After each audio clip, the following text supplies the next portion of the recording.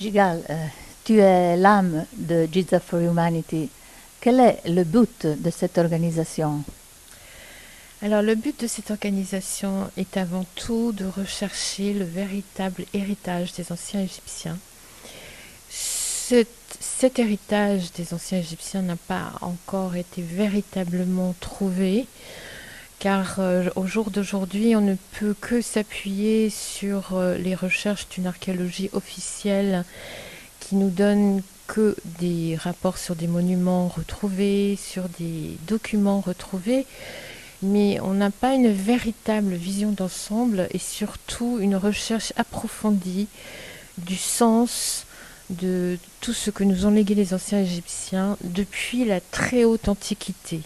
On a beaucoup de choses surtout à partir de la 4e dynastie, mais on n'a pratiquement rien avant la 4e dynastie. Et c'est avant que les choses qu'ont voulu nous léguer les anciens Égyptiens, qui peuvent nous être utiles aujourd'hui, sont.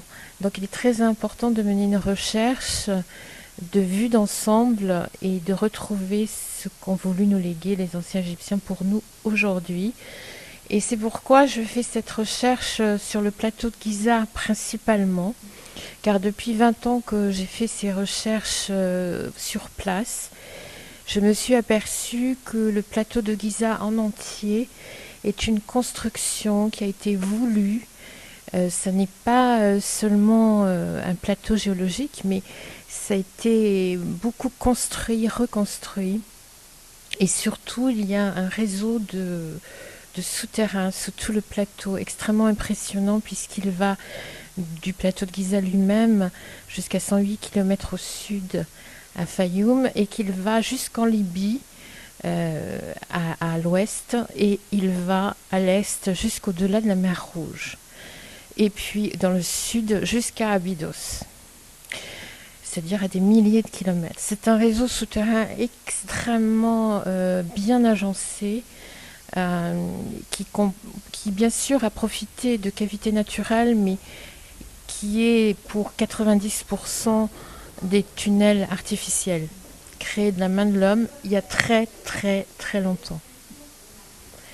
Donc, toutes ces structures et ces infrastructures ont une raison d'être, ont eu une raison d'être à plusieurs reprises dans le passé. Et ce passé nous amène au déluge et avant le déluge et avant les déluges. Et il semble, pour moi en tout cas dans mes recherches, dans tout ce que j'ai pu trouver et observer, puisque j'ai eu la chance de pouvoir accéder à des endroits non accessibles par le grand public, que ces infrastructures souterraines ont été très bien aménagées, y compris à l'abri des eaux, et tout un système hydraulique très performant existe. Donc c'est très impressionnant de voir la technologie des très anciens qui a été appliquée là, en fait pour protéger l'humanité. Donc ça c'est un peu le but de ma recherche, c'est retrouver tout ça.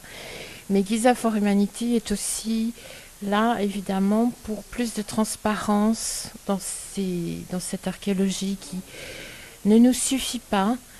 L'archéologie officielle est très importante parce qu'elle permet de cataloguer les objets et qu'on puisse ensuite faire des recherches dessus. Mais elle ne nous suffit pas dans le sens où on a besoin d'une vision d'ensemble et beaucoup plus ancienne et beaucoup plus profonde, avec une étude très approfondie. Et c'est pourquoi on souhaite qu'il y ait un mélange des capacités, c'est-à-dire qu'il y ait des ingénieurs qui participent, parce que les ingénieurs en construction, par exemple, sont beaucoup plus capables de nous dire à quoi servait telle structure, plus qu'un archéologue lui-même ou un égyptologue encore plus lui-même.